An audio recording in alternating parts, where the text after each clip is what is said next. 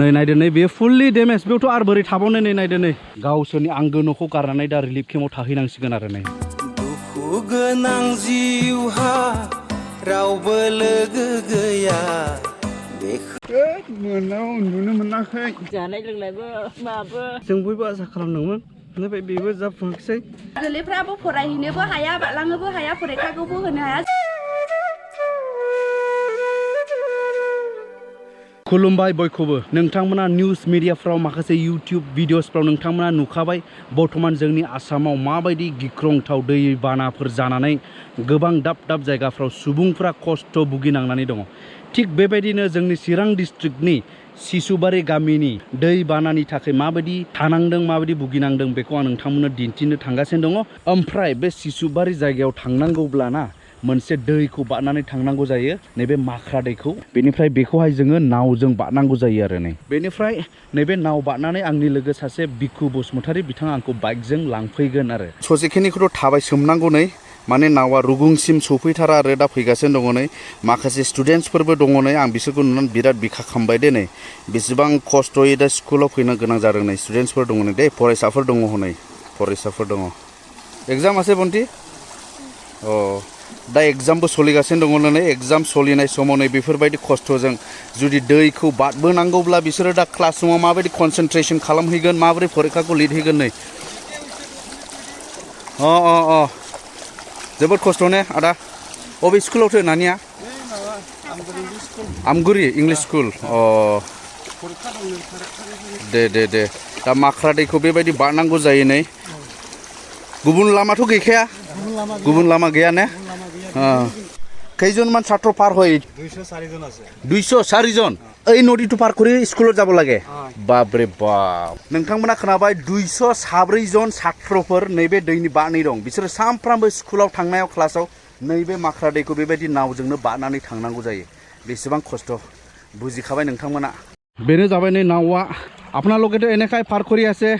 আমাৰ পাব্লিক বিলাকক কষ্ট কৰি ইমান জনৰ মানুহৰ জীৱনটো ৰিস্ক লৈ এনেকা পাৰ কৰি আছে এইটো নদী কি ক'ব ওই যে ছাত্রগুলো পরীক্ষা দিবা নতে বেলা হয়ে গেছে পরীক্ষা পাবো না না পাবো একটা ব্রিজও দেয়া না ব্রিজ দিলে গেলে সবারই ভালো হইলো নি आं दा नावआव गाखोबाय दे नै नावआव কি नाम बाहाउल जायफोरा गाखोफेराखैना नैबे नावआव गाखोला माने सोरबा सोरबाथ' जिउआखौ गहांबो मोननो हागौ दे पानिটো कमिसे नेকি बाबू এই কাছার আৰু এইটো এনেকা আছিল ओइ देखो इब्राहिम देखो नै मानसि बांद्राय गैया बर्तमान नै बेखिनिल' नै आदामोन दं ओरैहाय बारबाय थाखायो ना सामफ्रामबो बेजोंनो बारबाय थानांगौ আপুনিও সদায় ইফিনিটি যাব লাগে ইফিনিটিটো বহুত কষ্ট আদিনেबो सामफ्रामबो बेजोंनो मा गामि नेबो नङायाव खोनागासिनो दं खस्थ'आनो आरो बे जायगायाव दे मार लोरगिजों थुयै बादहोयो आरो लोरगिजों माब्ला मोनफैबाय नै फारसेनि रुगुं ससे आरो नै फारसेजों दै गासोमबावनांबाय एसे नै बिदि माने नैबे माख्रा दैनिखौबो ना बे प्रब्लेमखौ सल्भ खालामनांगौब्ला बेवहाय दालां बानायनांगौ जुदि दालां बानायनो हायाला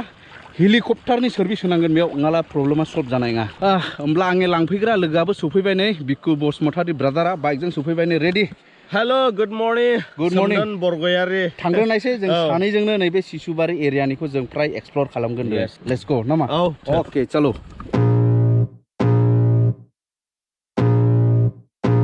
थांगासिनो दं दा जों मोनहां जाबाय ब्रादाराबो फ्रेश जानानै फैबाय नै दा शिसुबारियावहाय रिलिफ केम्पआव गोसोआ बोरैबा मोनहांबाय ब्रादार नोंलाय एकदम मा होनबावनो गोसोखौनो गाज्रि मोनो माथो खालामनो मरेलि सापर्ट खालामनांगौ जाहैबाय मरेल सापर्ट बयनिफ्राय दुखुनांथावसिन आरो बयनिफ्रायबो साननो गोनांसिन नैबे आदानि न' नै देखु देखा लांनानै दा खारनांबाय नै बेनोमोन नै न'आ आदा नोंनिमोन नङा आंनि नै नायदो नै बेयो फुल्ली डेमेज बेयावथ' आरो बोरै थाबावनो नै नायदो नै बेनो नै दैया खाना माख्रा बैयो दंखलमोन ने बै पस्ट बायदि नुनाया बे दंखलमोननो जाग्रा दै जाग्रामोन ओमफ्राय बेयाव न' गंसे गालगाब दंमोन थांबाय बेयाव न' दंबावोमोन नैबाव नायदो नै देफ्रुजोबनांबाय नै देफ्रुजोबनानै माखासे दंफांफोरखौ दरफोरखौ खोरखिफोरखौ एखुनानै लानानै थांबाय नै जोबोद दुखुनांथाव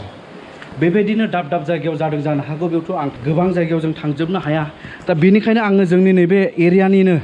जोंनि ओनसोलनिनो निसिमा हालामनि सिङाव थानाय चिरां डिस्ट्रिक्टनि नैबे सिसुबारिनि अबस्थाखौ आं नोंथांमोननो दिन्थिबाय नोंथांमोना नाय बेसेबां बिखा खामथावथाव दुखुनांथावथाव जाथाय जानो हाबाय नैबे आदानि न'आनो गैले नै दैयाथ' गोलैथारसो बियो ना बिराद देरोना मा नाम आदाने समन ओरैनो मा मावनानै जायो ओरैनो बिदिनो खामला मुजिरा हाजिरा मावनानै जायो गथ' दं सानै दा बेबायदिनो गाव गावनि नांगौ बेसादफोरखौ न'निफ्राय माने रिलिफ केम्पआव लानानै थांगासिनो दं आरो नैबे आदामोना दा गावसोरनि आंगो न'खौ गारनानै दा रिलिफ केम्पआव थाहैनांसिगोन आरो नै नारगासिनो दङ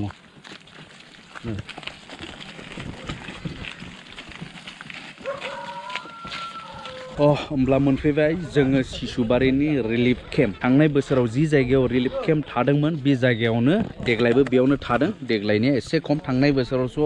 100निबो बारा न'खरफोर दङमोन नैबेयाव देग्लाय दङनो 39था न'खर नै दासिमबो फोसाबगासिनो दं नै थाग्रा न' बानायनानै लागासिनो दं तिरपालजोंनो नोंनि न'खरसेनि इयो न'खरसे उन्दुनो मोना ने अखा हाला बोरैथो उन्दुनाय बेलाय अखा हालालाय ओरैनिफ्राय लोमलाजोबो मोस्रोमजों माजों एसे रिलिफ जाबावनाय सानफ्रामबो बोसोरे रिलिफ ना फरायनानै फिसाफ्रानो बारलांनो हायो ना मोननो हायो प्रटेक्ट होला एसे एनै माबा जागौमोन बारनो हागौमोन अब्ला जों बिसोरनि थाग्रा न'फोरखौ एसे नायगिदिंनि सोरबाफोर जुदि सिगाङाव बेफोरबायदि रिलिफ केम्पफ्राव थानो गोनां जाबायब्ला नोंथांमोना मोनदांगोन माबायदि खस्थ' जायो नै नायदो नै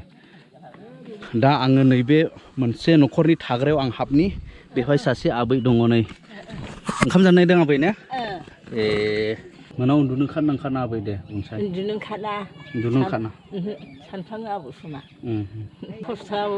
जानाय लोंनायबो माबो मैगं थाइगं फारसेनिफ्राय दै बन बिराद खस्थ' दे जादो दे आबै दे माथो ओंख्रि दालि गोजासो दाख्लै रानना होफैनायनि नायदो नै माबायदि थानो गोनां जादों मा ओंख्रि मादै खाख्लौ संदों गरम जायो थानाय समावहाय गरम थाइदों नंबाय थानो हालाया हायखांनो नानि मा नाम हा अखा हानानै मोनायाव हरसे उन्दुनो मोनाखै अखा हालाथ' माथो उन्दुजानाय जानाय नङाना बारबो दंमोनदां बारबो दंमोन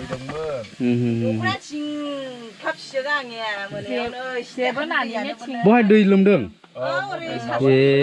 बो माने सारस'नानै दैबो लोमबावदोंसो आलि बानायनानै लानांबाय नै ने नैबे अबस्था बेसेबां सहायबावनो दैज्लां फैब्लानो बेबायदि गाव गावनि न'खौ गारनानै रिलिफ केम्पआव थाफैनो गोनां जायो जिरस बसुमतारी नोंथांमोननि माबायदिमोन लुबैनाया ओमफ्राय दा लुबैनाय बायदि जादोंना जायाखै आरो दिनै मानो आरो बेबायदि रिलिफआव थाफैबावनो गोनां जाखो जोङो सिगाङाव थांनाय बोसोराव जेरैबायदि सानदोंमोन बेबायदि जायाखै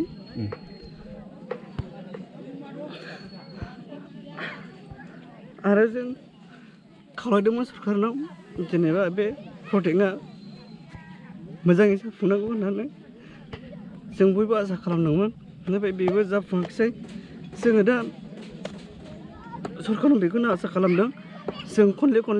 रिलिफआव मानो थाबावनो जोङो प्रटेक्ट नङाब्ला जोंखौ बेनिफ्राय साइड खालामनांगौ नङाब्ला जों बे रिलिफ केम्पनिफ्राय जों थांलिया माने खोथाया जाहैबाय मा पार्मानेन्ट सल्युशन जायाखै प्रटेक्शन दङमोनब्ला पार्मानेन्ट सल्युशन जागौमोन होननानै बुंदों थांनाय बोसोराव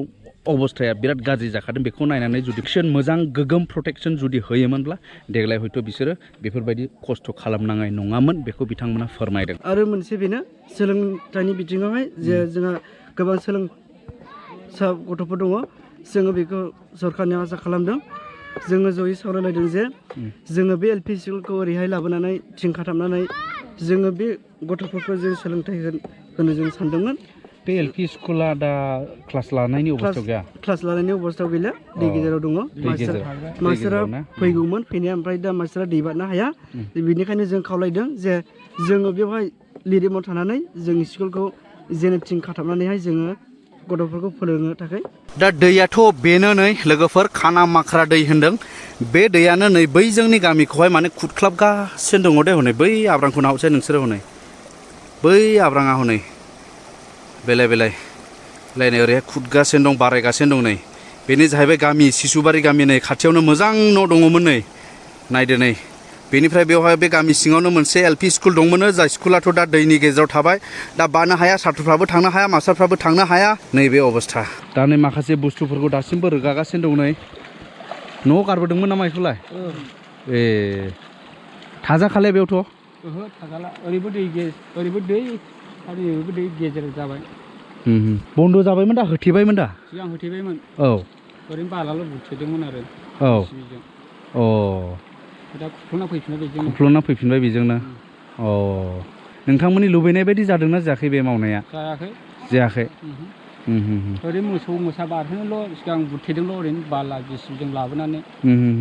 सिगां गोरलैसिन दंग' माइ गायग्रामोन बे दं ए माथो आदा बे औ सौखि औ दैया देरबोलानो दिगदार जानोसै ए ओरै खुरबोगासिनो दं ओमफ्राय दा रिलिफ केम्पआव थाहैबाय न'आ औ रिलिफआव दंहैयो न'खरिन औ न'खरिन ए ओमफ्राय मोनायावनो खानाङा नामा दाखालाय मोनायाव उन्दुनो मोनाखै ए रायगासिनो दाख्लै मोनायाव उन्दुनो ओंखाना रिलिफ केम्पआवलाय उन्दुनो ओंखाना मा सानफ्राङो नामा सिन्था जायो ए मानोगो खस्थ' गामि गेजेरजों दै हाबजोब्बाय ओमफ्राय जोंनि गोरलैफ्राबो फरायहैनोबो हाया बारलांनोबो हाया फरिखाखौबो होनो हाया जाम्बा जाम्बि जाना थाजोब्बाय जोङो हाफोरखौनो होदो बिगानैसो मालाबो फथे मोजां होनानै होलानो जासै सारमोना ब्रह्म बर' सारमोना जोंलाय नोगो गिखासैसो माला अखा नायो बेसे लिरिफ जाबावनाय आयै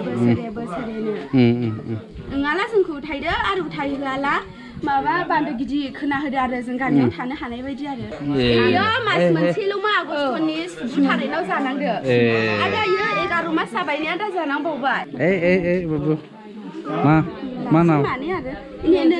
नोजोर नार्जारि बाबु मानसि गिदिर जानांगौलै दे नोगो खस्थ' मोगाबा मानसि गिदिर जानांगौ दे लिडार जानांगौ बाबु दे देनां दे लिडार जानोनो नै सार दै लामानो बानो हाया खस्थ' खालामनांसिगोन दे दुखु गोनां जिउहा रावबो लोगो गैया बेखौ आं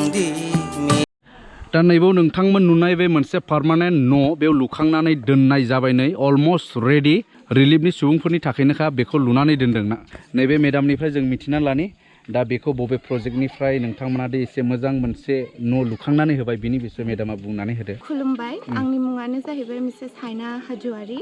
ओमफ्राय आङो बागमारानि माने जोङो बे न'खौहाय बड' इभेन्जेलिकेल लुथेरान चार्चनिफ्राय लुनानै होनाय जादों ओमफ्राय बेयावहाय जोङो माने 2 इयार्सनि थाखाय प्रजेक्ट मोनसे लानानै फैदों Assam flood resilience community capacity building थ' बिनि थ्रुयैनो जोङो बे कमिउनिटि हलखौ लुनाय जादों खिन्थु जोंहा दुखुनि बाथ्रा दासिमबो जोङो माने कमप्लिट खालामनो हायाखै अब्लाबो माने रिलिफआव मानसिफोरा थानो मोनदों आरो